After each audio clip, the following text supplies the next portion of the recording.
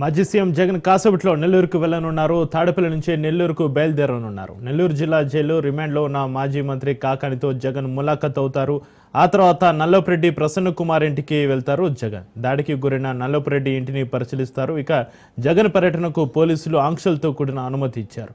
ప్రసన్న నివాసం దగ్గరకు 100 మందికి మాత్రమే అనుమతి ఇవ్వగా హెలిప్యాడ్ దగ్గరకు 10 మందికి మాత్రమే పర్మిషన్ ఇచ్చారు.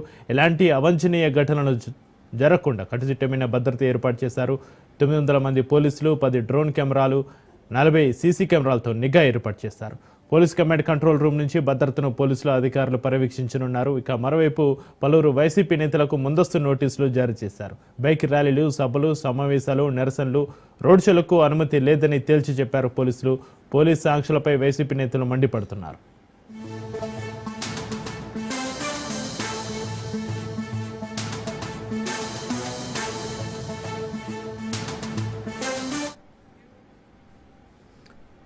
నెల్లూరులో జగన్ పర్యటనకు సంబంధించి మరింత సమాచారాన్ని మా ప్రతినిధి చరిత్ర ఫోన్లైన్లో అందిస్తారు.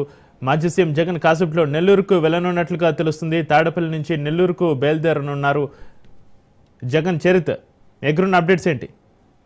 Thank you Chakri. ఏదైతే మాజీ ముఖ్యమంత్రి వైఎస్ జగన్మోహన్ రెడ్డి నెల్లూరు జిల్లా పర్యటనకైతే మాత్రం సర్వం సిద్ధమైంది. పూర్తి స్థాయిలో నెల్లూరు అంతా కూడా పటిష్టమైనటువంటి భద్రత ఏర్పాటు చేశారు. ఏదైతే పెద్ద ఎత్తున క్రౌడ్ గ్యాదరింగ్ అయితే మాత్రం నియంత్రించే పరిస్థితి కనిపిస్తుంది.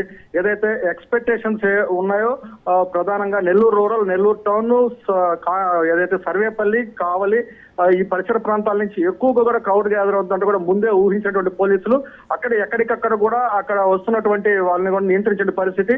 ప్రధానంగా హెలిప్యాడ్ వద్ద, హెలిప్యాడ్ తో పాటు ఏదైతే సెంట్రల్ జైలుకి వెళ్తారో సెంట్రల్ జైలు నుంచి ములాఖత్ అయిన తర్వాత రేడ్ మార్గం ద్వారా ఆయన సుజాత నగర్ లో ఉన్నటువంటి నల్లపురెడ్డి ప్రసన్న కుమార్ నివాసానికి చేరుకుంటారు.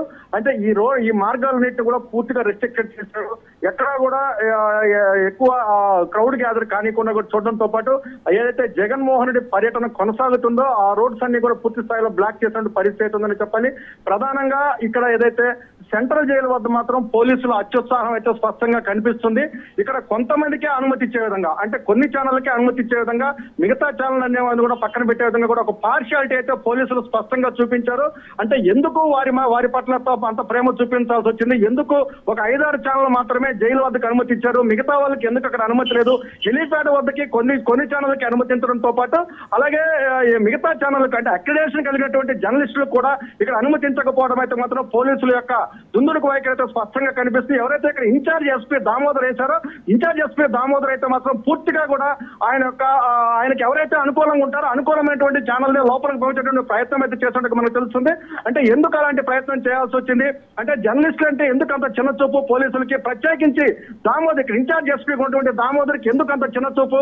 అంటే వెళ్ళకపోతే అందరు రిపోర్టులను కూడా దూరంగా పెట్టాల్సిన పరిస్థితి ఉంటుంది ఆ ప్రదేశానికి. కానీ కొంతమందికే ఎందుకు అక్కడికి ఎస్పీ దామోదర్ అనుమతించారు అనేది కూడా కొంత అయితే మాత్రం ఖచ్చితంగా చర్చ అయితే జరుగుతుంది. అయితే ప్రధానంగా కూడా ఇక్కడ పోలీసుల యొక్క అత్యుత్సాహము స్పష్టంగా అయితే మాత్రం ఇక్కడ కనిపిస్తున్న పరిస్థితి ఉందని చెప్పాలి.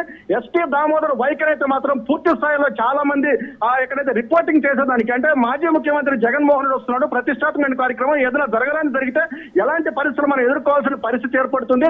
అంటే ఇక్కడ ఏదైనా సరే కొంతమందికి అవకాశం కల్పిస్తే మిగతా వాళ్ళ పరిస్థితి అనేది కూడా ఇక్కడ స్పష్టంగా అయితే మాత్రం చర్చ జరుగుతున్న పరిస్థితి అని చెప్పాలి.